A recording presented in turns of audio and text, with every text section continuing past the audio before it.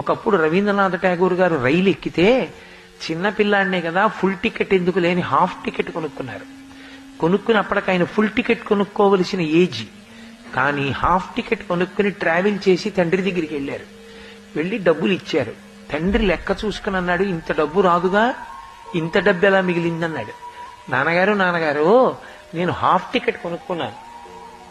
Half ticket కొనుక్కుని ట్రైన్లో నన్ను నీ ఏజ్ ఎంత అని అడిగితే, ఏదో 10 ఏళ్ళు అయితే ఫుల్ టికెట్ కొనుక్కోవాలనుకోండి, 11 ఏళ్ళైనా నేను 9 ఏళ్ళు అని చెప్పేశాను.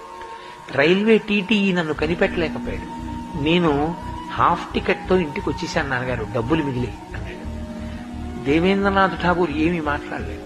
ఆయన వెంటనే ఫుల్ టికెట్ కొనుక్కుంటే ఎంత డబ్బు అవుతుందో అది, హాఫ్ టికెట్ తో ట్రావెల్ చేసి అబద్ధం చెప్పి వచ్చినందుకు కట్టవలసిన పెనాల్టీ ఎంత ఉంటుందో ఆ డబ్బు కలిపి కొడుక్కిచ్చి, చాలా తప్పు, ఇవాళ ప్రభుత్వాన్ని మోసం చేశావు హాఫ్ టికెట్ అని, ఇది అలవాటై రేపు పొద్దున్న ఎవరినైనా మోసం చేస్తావు.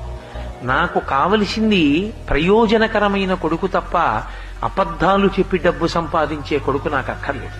నువ్వు ఈ డబ్బు పట్టుకెళ్లి రైల్వే వాళ్ళ దగ్గరికి వెళ్ళి, నేను హాఫ్ టికెట్ అని చెప్పి ట్రావెల్ చేశానండి, నా ఏజ్ 13 ఏళ్ళు, నేను ఫుల్ టికెట్ కొనుక్కోవాలి, నన్ను క్షమించండి అని చెప్పి ఈ డబ్బు కట్టేసి పెనాల్టీతో కట్టి రిసీట్ తీసుకుని నాకు వచ్చి ఇచ్చేసేయి అన్నాడు. రవీంద్రనాథ్ ఠాగూర్ వెళ్లి రైల్వే స్టేషన్ లో చెప్పి డబ్బిచ్చేసి పెనాల్టీతో రసీదు పట్టుకొచ్చి ఇచ్చాడు.